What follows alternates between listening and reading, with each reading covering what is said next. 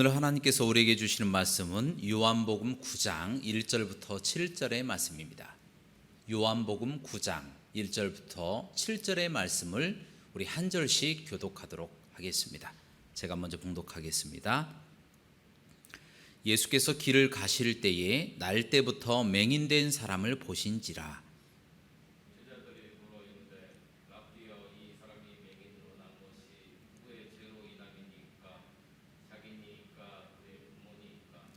예수께서 대답하시되 이 사람이나 그 부모의 죄로 인한 것이 아니라 그에게서 하나님이 하시는 일을 나타내고자 하심이라.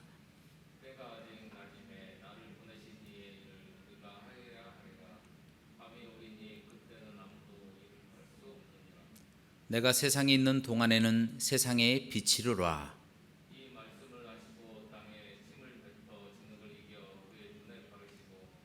다 같이 이르시되 실로암 못에 가서 씻으라 하시니 실로암은 번역하면 보냄을 받았다는 뜻이라. 이에 가서 씻고 밝은 눈으로 왔더라. 아멘. 오늘 말씀의 제목은 실로암입니다. 따라하시겠습니다. 실로암. 오늘 말씀 요한복음 9장 1절부터 7절의 말씀에 보면, 그리고 그 이후의 말씀에 보면 날 때부터 소경된 사람이 예수님을 만나 병을 고침을 받자 이 사건으로 인해서 파급되는 여러 가지 상황들이 자세하게 기록된 부분이 바로 오늘 본문 말씀입니다. 예수님께서 길을 가실 때에 날 때부터 소경된 한 사람을 보셨습니다. 그러자 그 옆에 있던 제자들이 예수님께 이렇게 질문합니다.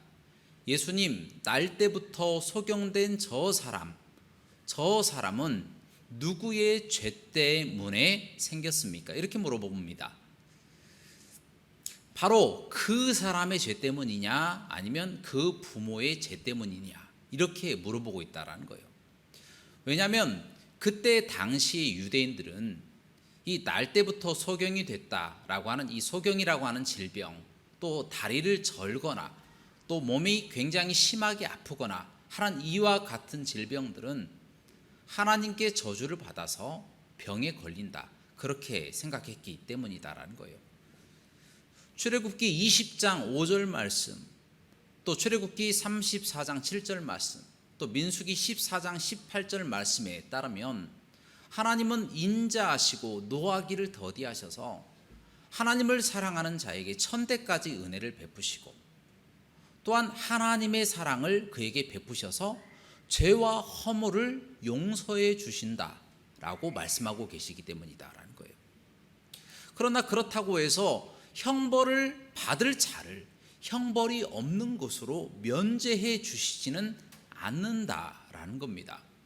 심지어 이 아버지의 죄를 자식에게 3, 4대에 이르기까지 내리시는 분이시다 라고 말씀하고 계신다라는 거예요.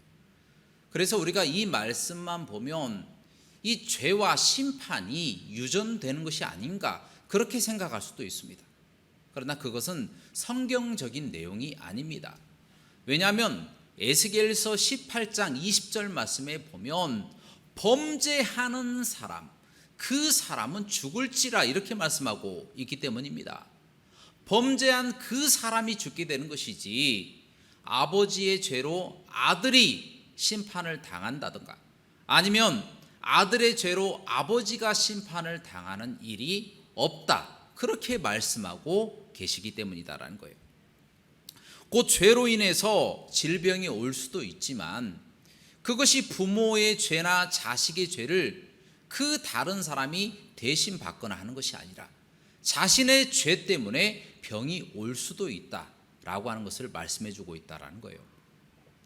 예를 들어서 죄로 인해 병에 걸린 사람들이 나오는데요, 이 모세의 누나였던 미리암이 하나님을 대적하고 모세를 대적함으로 문둥병에 걸리게 됩니다. 또한 엘리사의 종 게하시도 범죄함으로 문둥병에 걸리게 되죠. 또한 이 여호람이라고 하는 왕도 하나님께 범죄함으로 창자의 병이 들게 됩니다. 또한 신약시대의 헤롯 왕이라고 하는 사람은 교만하여서 하나님께 영광을 돌리지 않으므로 충이 먹어 죽었다. 그렇게 성경 말씀이 기록되어 있습니다. 이처럼 죄로 인해서 병이 올 수도 있다라는 것을 말씀해 주고 있습니다. 그러나 예수님께서 이 물음에 어떻게 대답하십니까? 아니다. 이 사람이 병든 것은 그 때문도 아니고 그의 부모 때문에 생긴 병도 아니다. 이 병은 하나님의 일을 나타내기 위함이다. 이렇게 말씀하고 계셨다라는 겁니다. 다시 말해서 죄로 인해서 질병이 오는 것도 있겠지만 하나님의 일 때문에 나타나는 병도 있다라고 말씀하시고 계신다라는 거예요. 성경은 이렇게 병이 오는 이유를 이 죄 때문에 오는 것이다. 그리고 또 한 가지 하나님의 일을 나타내기 위해서 병이 온다. 이 두 가지로 또 축약을 해서 말씀하고 계십니다. 그런데 여기에 한 가지를 추가를 해야 되는 부분이 있습니다. 이 추가해야 되는 부분은 죄 때문에 오는 질병, 이 질병을 좀 나눠야 될 필요가 있다는 거예요. 추가되는 부분이 이 나눠지는 부분의 한 일부분이다라는 거예요. 그래서 죄로 인해서 우리가 삶을 살아나가는 동안에 하나님께 범죄하면 죄가 또 병이 올 수도 있습니다. 그리고 또 한 가지는 무엇이냐면 자연적으로 생기는 병이죠. 아담과 하와가 타락해서 우리가 그 타락한 자들의 후손이잖아요. 그래서 인간이기 때문에 죽음과 같이 자연적으로 오는 병이 있다라는 거예요. 본래 우리 몸은요, 에덴 동산에서 영원히 살 수 있었어요. 영원히 살 수 있는 불사의 몸이었습니다. 하지만 아담과 하와가 범죄함으로 죽음이라고 하는 질병이 우리에게 찾아왔어요. 그래서 우리 인간들은 누구나 다 이 죽음의 과정 가운데 있는 거예요. 그래서 이 질병이나 또한 바이러스를 통하여 우리를 공격하고 있는 거죠. 그래서 우리가 젊거나 건강하면 바이러스나 질병을 이겨낼 힘이 있지만 우리가 몸이 약해지거나 또 노약해지면 노쇠하거나 그러면 이 질병을 이기지 못하고 죽음을 맞이하게 된다라는 거예요. 이것이 바로 우리 인간의 생로병사의 이치다라는 거예요. 누구나 다 이 원죄 때문에 자연적으로 죽음에 이를 수밖에 없다라고 하는 것입니다. 그래서 이처럼 사람의 병의 원인이 그 자신의 죄, 또한 자연적으로 우리 인간 자체가 원죄 때문에 죽을 수밖에 없는 자연적인 이유 때문에, 또 한 가지는 하나님의 일을 나타내기 위해서 생기는 병이다. 이 세 가지 이유 때문이다라는 것을 성경은 우리에게 가르쳐주고 있다라는 거예요. 그렇기 때문에 우리가 질병을 낫기 위해서는요, 우리의 죄를 회개해야 한다라는 거예요. 그리고 우리의 원죄가 낫기 위해서는 예수님을 반드시 나의 구주로 영접해야 우리의 원죄가 낫게 되는 거예요. 또 한 가지는 하나님의 일을 나타내기 위해서 하나님이 주신 병인데 그 병을 알기 위해서, 깨닫기 위해서는 하나님께 기도해야 한다는 거예요. 기도해야만이 하나님의 뜻을 깨닫고 하나님의 영광을 나타낼 수가 있다는 거예요. 그래서 우리의 질병이 깨끗하게 치료함 받고 노임을 받게 되어진다라는 것이 성경이 우리에게 말씀하고 있는 이 병의 치유에 관한 부분이다라는 겁니다. 자, 이제 예수님께서 제자들에게 이렇게 말씀하십니다. 오늘 말씀 4절부터 5절의 말씀입니다. 제가 봉독하겠습니다. 때가 아직 낮음에 나를 보내신 이의 일을 우리가 하여야 하리라. 밤이 오리니 그때는 아무도 일할 수 없느니라. 내가 세상에 있는 동안에는 세상의 빛이로라. 아멘. 예수님께서 이 말씀 속에서 낮과 밤을 나누시면서 서로 대조적으로 낮을 일할 수 있는 때, 그리고 밤을 일할 수 없는 때로 나누어서 대조적으로 말씀하신다는 거예요. 그리고 5절에 보면 내가 세상의 빛이다. 그리고 예수님의 정체성을 드러내면서 말씀하시죠. 우리가 이 말씀을 유추해서 알 수 있는 사실은요, 낮에는 일할 수 있지만 밤에 바로 일할 수 없는 때가 오는데 그때는 바로 예수님이 세상에 계시지 않는 때다. 그렇게 우리가 유추해서 알 수가 있다는 거예요. 예수님께서 세상에 계시지 않을 때 밤이 오게 되어진다는 거예요. 그렇다면 예수님께서 이 세상에 계시지 않을 때가 언제일까요? 예수님은요, 부활 승천하신 후에 제자들에게 내가 세상 끝날까지 너희와 항상 함께 있으리라 이렇게 말씀하셨어요. 세상 끝날까지 함께 계신다고 말씀하셨는데 지금 보니까 밤이 되면 예수님이 계시지 않는다 그렇게 말씀하고 있다는 거예요. 그때가 언제입니까? 바로 심판 후다라는 거예요. 심판 후 모든 사람들이 심판을 받고 지옥에 들어가는 바로 그때를 예수님은 말씀하고 계십니다. 바로 그때는 전도해도 소용없고 회개를 해도 소용이 없는 때다라는 거예요. 그게 바로 밤입니다. 그때는 어느 누구도 회개할 수 없고 전도를 받을 수도 없는 때가 온다라는 겁니다. 그렇기 때문에 전도할 수 있고 회개할 수 있는 바로 이때 예수님을 믿고 회개하고 믿지 않는 자들에게 복음을 선포할 수 있는 이때다라는 거예요. 이때가 바로 낮이다. 예수님이 우리와 함께 계신 바로 이때가 바로 우리 낮이다 생각하시고 우리 살아있는 동안에 주님께서 우리와 함께 계시는 동안에 고군분투하며 열심히 전도하며 회개하며 살아가시기를 주님의 이름으로 축원합니다. 자, 이제 예수님께서 땅에 침을 뱉어서 진흙을 이겨가지고 그 사람의 눈에 바르십니다. 그리고 실로암 못에 가서 깨끗하게 씻고 와라. 그러면 네가 나을 것이다. 이렇게 말씀을 하셨습니다. 그런데 예수님께서 진흙을 만드셨다. 근데 진흙을 어떻게 만드셔요? 침을 뱉어서 만드셨다는 거예요. 근데 침을 얼마나 많이 뱉으셨으면 진흙이 될 정도로 뱉으셨을 거예요. 참 특이한 방법으로 기적을 나타내신 거예요. 요즘 이와 같은 방법으로 병을 치료한다고 하면 정말 엽기적인 방법이다 해서 뉴스에 나오고 난리가 날 겁니다.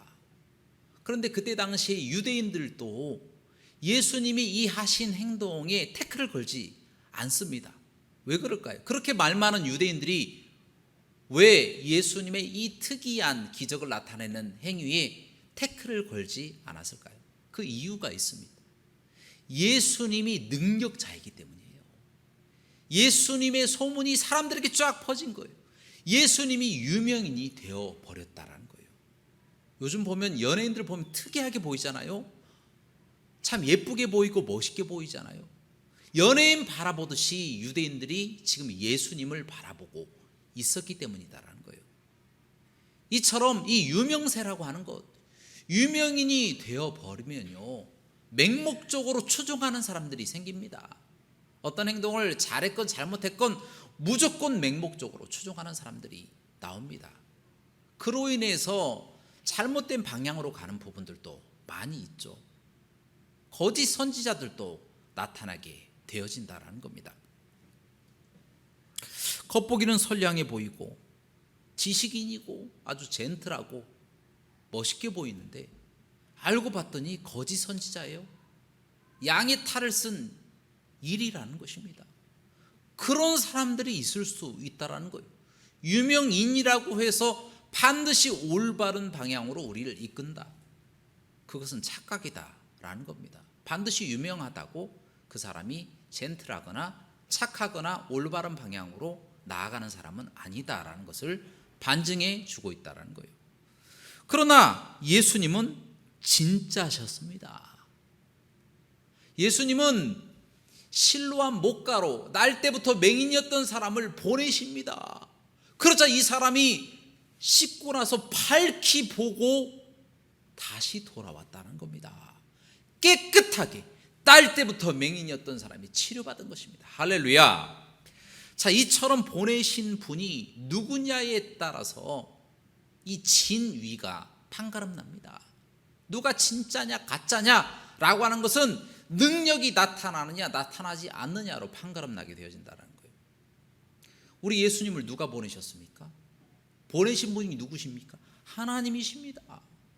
맹인된 사람, 이 사람을 누가 보내셨습니까? 실로암 못가로 예수님이 보내셨습니다. 예수님이 진짜이시기 때문에 실로암 못가에 가서 씻기만 했는데도 기적이 나타나는 거예요. 예수님은 진짜시다라는 거예요. 예수님은 만물을 창조하신 말씀이신 하나님 되신다라는 거예요. 무에서 유를 창조하신 창조주 하나님이시다라는 거예요. 우리 예수님은 아버지가 되셔서 우리의 모든 필요를 채우시고 우리가 구하는 것마다 다 들으시는 하나님이시다라는 거예요.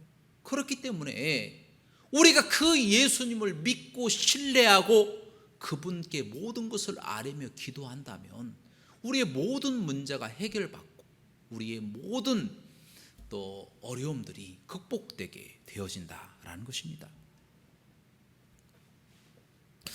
이처럼 보내신 분이 누구냐라고 하는 것은 굉장히 중요합니다. 이 실로암이라고 하는 뜻도 보냄을 받았다라고 하는 뜻을 가지고 있습니다.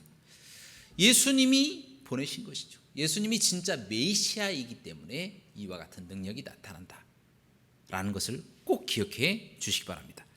자, 그러자 사람들이 깜짝 놀랐어요. 날 때부터 맹인이었던 사람들, 늘 길가에서 구걸하던 그 사람이 밝히 보고 걸어 다니거든요. 너무 놀라서 그 사람을 불러서 물어봅니다. 네가 어떻게 눈이 뜨였느냐? 이렇게 물어봅니다.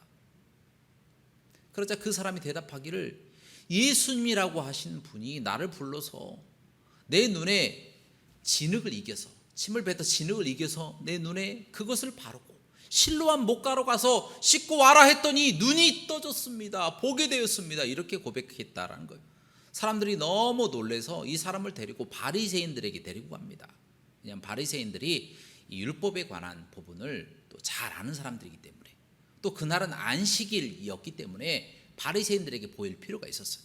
그래서 이 바리새인들이 그 사람에게 또 묻습니다. 네가 어떻게 눈이 떠졌느냐라고 물어봤더니 그 사람이 또 똑같이 대답하는 거예요. 예수님께서 침을 뱉어가지고 진흙을 만들어서 눈에 발랐는데 다시 실로암 목가에 가서 씻고 오면 낫는다라고 말씀하셨는데 그대로 했더니 눈이 딱 떠졌습니다.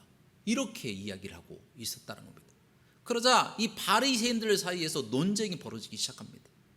한쪽에서는 맹인이 눈이 나은 그날이 안식일이었기 때문에 예수님이 안식일을 범하는 사람이기 때문에 의로운 사람이 아니다. 이것은 잘못된 것이다 라고 말하는 사람들도 있었고, 또 한편에서는 이와 같은 기적을 어떻게 죄인이 나타낼 수 있겠느냐라고 해서 예수님을 옹호하는 사람도 있었다는 겁니다. 그런데 그 결국이 어떻게 됐냐면 예수님을 죄인으로 그냥 낙인 찍어버렸다는 거예요. 결과가 그렇다라는 것입니다. 예수님을 죄인으로 낙인 찍었어요. 안식일에 병을 고쳤다라고 하는 이유만으로 율법보다 더 크신 예수님을 낙인 찍고 예수님을 죽이려고 마음먹었다라는 것입니다. 참으로 안타까운 일이죠. 그리고 다시 바리새인들이 그 맹인에게 묻습니다. 그 사람이 내 눈을 뜨게 하였는데 너는 그 사람을 어떻게 생각하냐? 그 사람이 누구라고 생각하느냐? 그렇게 물어보니까 그 사람이 대답하기를 예수님은 선지자이십니다라고 고백합니다. 누구나 다 고백하죠. 선지자가 어떤 일을 합니까? 병을 고치고 능력을 나타내는 그와 같은 일을 합니다. 하나님의 말씀을 증거하고. 그래서 예수님을 선지자 정도로 이 사람은 파악한 것입니다. 그러자 그 이야기도 듣기 싫고 기분이 나빴는지 이 바리새인들이 그 부모들을 불렀어요.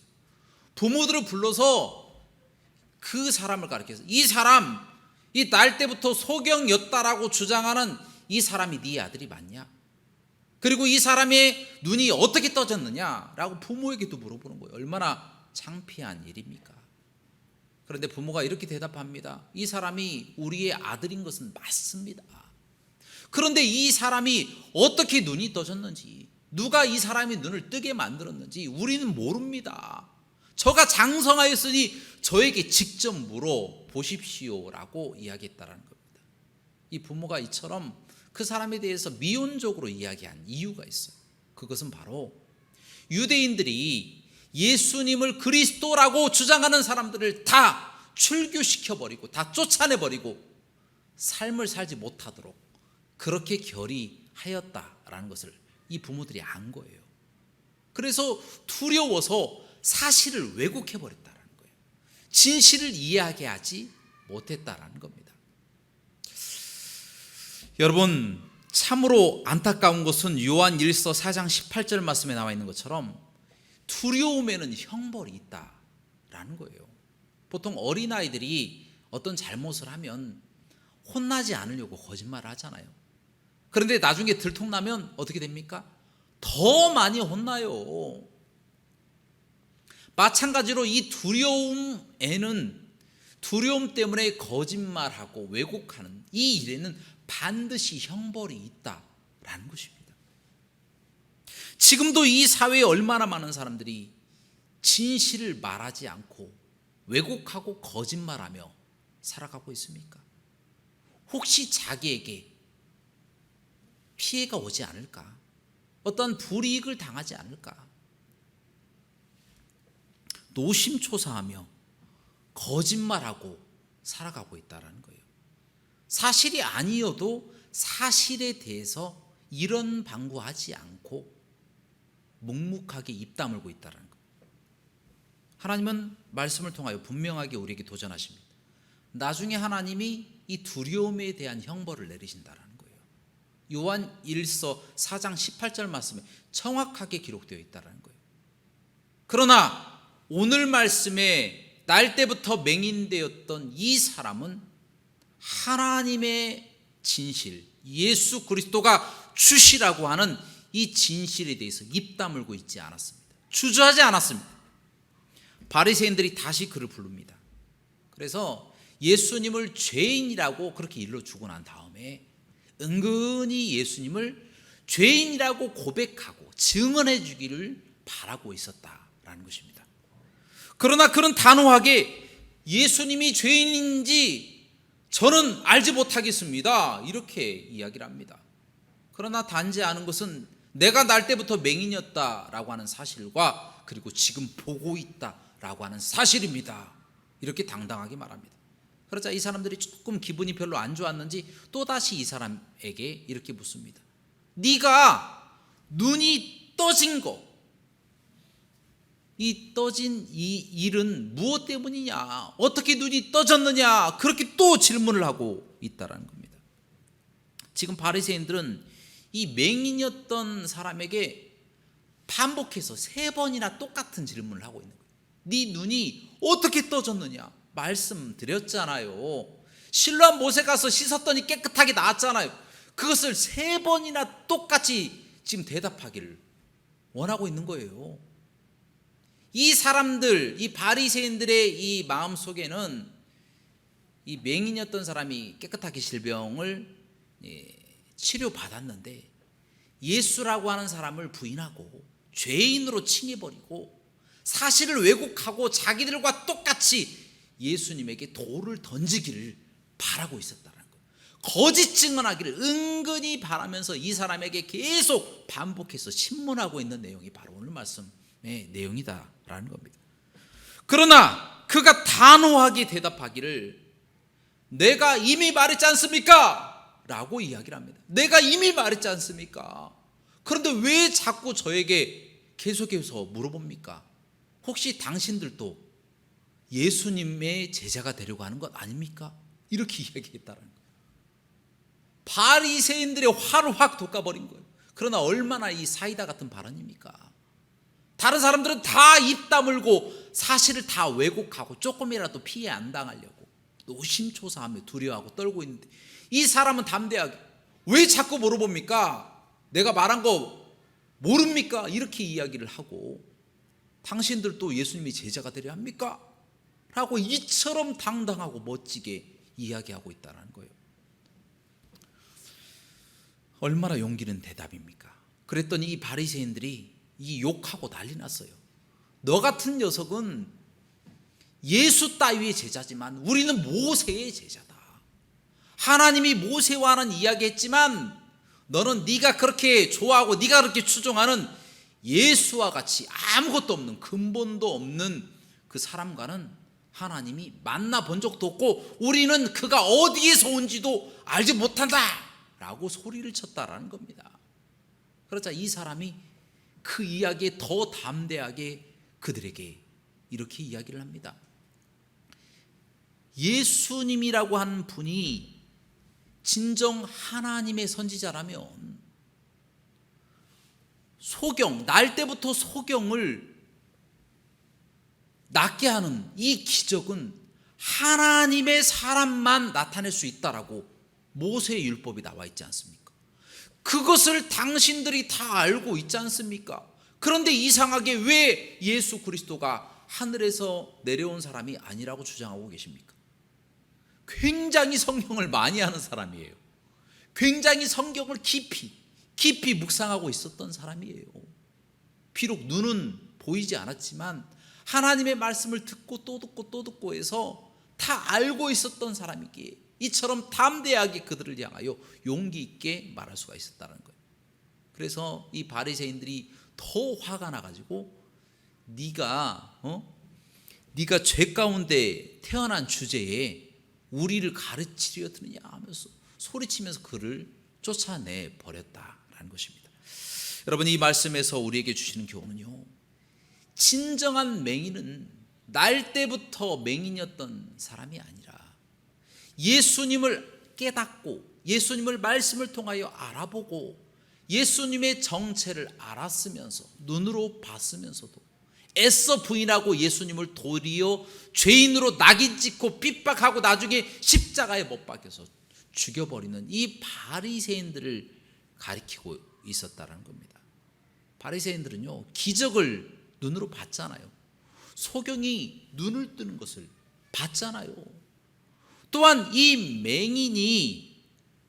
맹인이 율법에 기록된 대로 하나님의 사람만이 날 때부터 맹인된 사람을 낳을 수 있게 한다라는 것, 이 율법을 통하여 이 사람들은 너무나도 잘 알고 있었다는 거예요.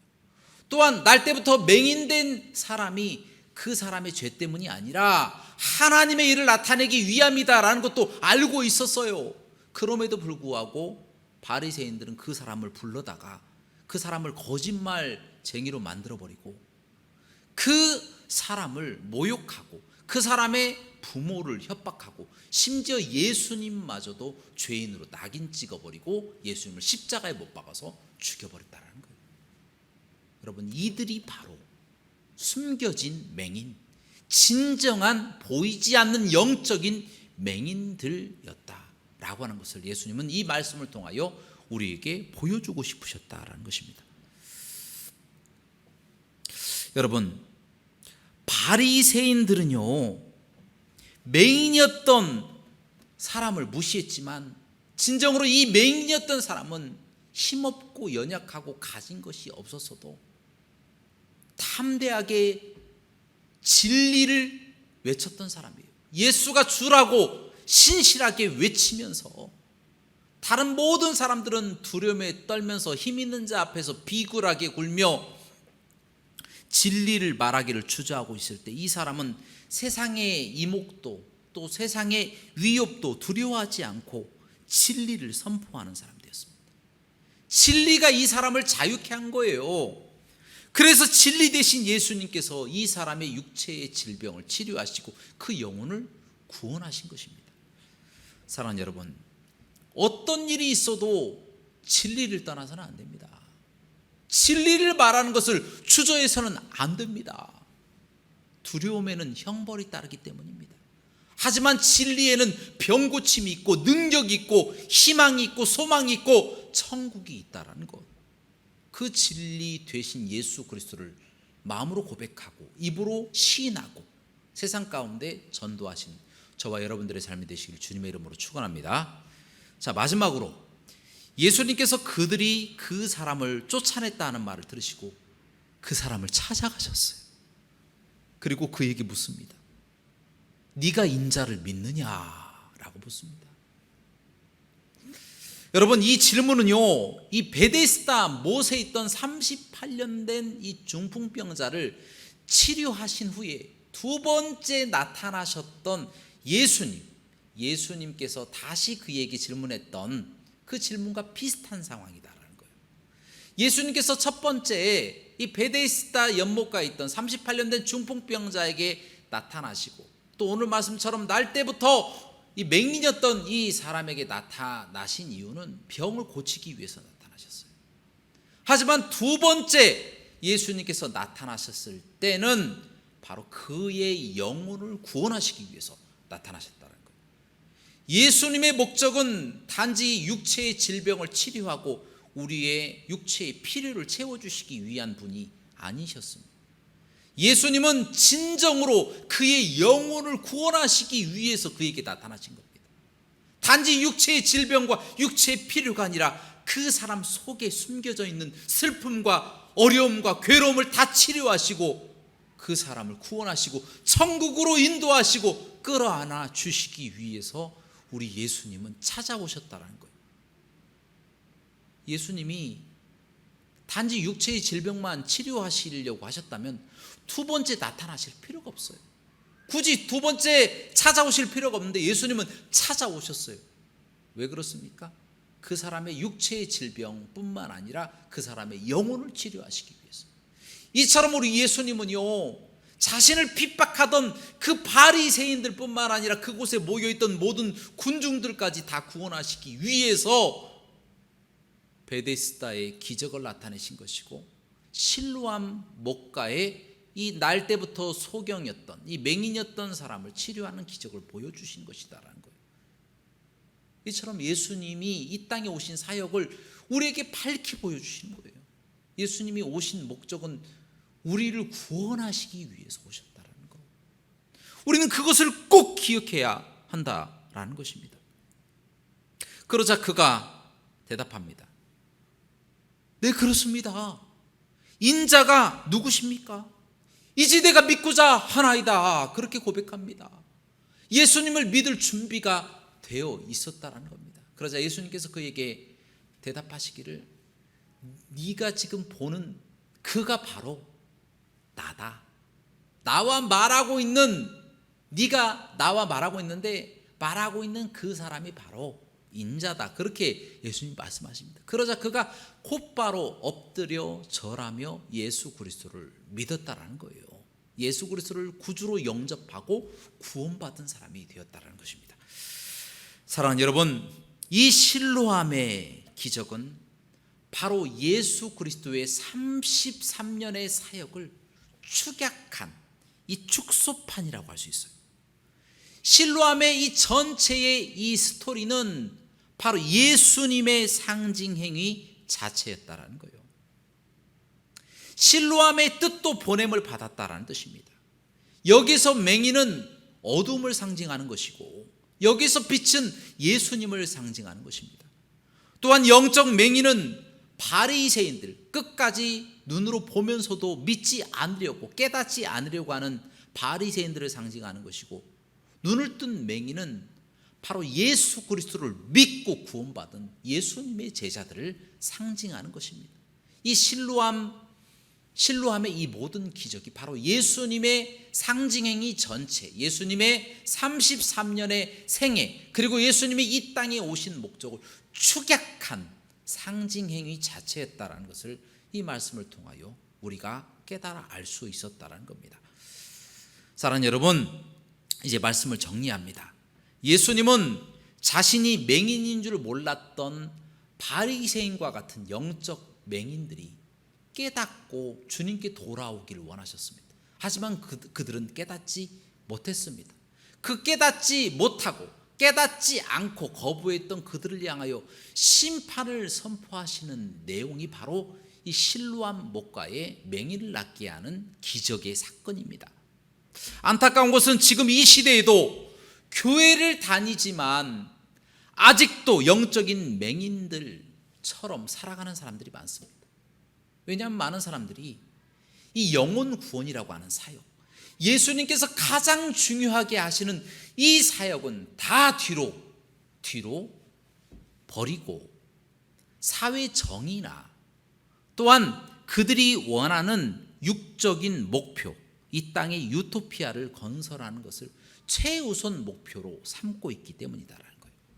심지어 이 땅의 유토피아를 건설하기 위해서 영혼 구원을 다 버리고 타종교에도 구원이 있다라고 말하는 이 종교다원주의자들도 점점 교회 안에 많아지고 있는 추세다라는 겁니다. 우리 예수님이 이 장면을 보셨을 때 얼마나 가슴을 치며 아파하셨겠습니까? 그러므로 여러분들에게 도전합니다. 아무리 유명한 신학 교수, 아무리 유명한 목사, 아무리 유명한 크리스찬, 아무리 유명한 철학자라고 할지라도 그들이 예수만이 온전한 구원자가 되십니다라고 하는 사실을 부인하고 행함으로 인해서 구원받는다라고 주장하면 그 사람들을 의심해 보시기 바랍니다. 예수 그리스도를 믿고 구원받는다는 이 영혼 구원의 이 복음 외에는 다른 복음이 존재하지 않기 때문입니다. 바로 이들의 겉모양만 보고 우리가 추정하면요, 맹인이 맹인을 인도하는 것처럼 같이 낭떠러지에 떨어져서 지옥에 갈 수밖에 없는 거예요. 그렇기 때문에 우리가 각별히 주의해야 합니다. 경계해야 합니다. 오직 예수 그리스도만이 구원의 힘이시고 구원의 길이시고 유일한 방법이다라고 하는 사실을 우리가 깨닫고 예수 그리스도만 우리가 믿고 예수 그리스도를 통해서 우리의 육체의 문제, 우리의 영혼의 문제가 해결받아서 하나님의 나라에 다 들어가시는 저와 여러분들의 삶이 되시길 주님의 이름으로 간절히 축원합니다. 함께 기도하시겠습니다. 사랑과 은혜가 풍성하시고 자비로우신 하나님 아버지, 신랑 모세의 날 때부터 맹인된 사람을 통하여 우리에게 영혼 구원의 사명이 얼마나 중요한 것이다 라고 하는 것을 말씀해 주셨습니다. 이후로부터의 모든 삶 또한 예수님께서 그토록 영혼 구원에 매달리셨던 것처럼 저희들도 영혼 구원에 매달리는 삶, 그리고 그와 같은 교회 될 수 있도록 축복하여 주옵소서. 예수 그리스도 이름으로 간절히 기도합나이다. 아멘.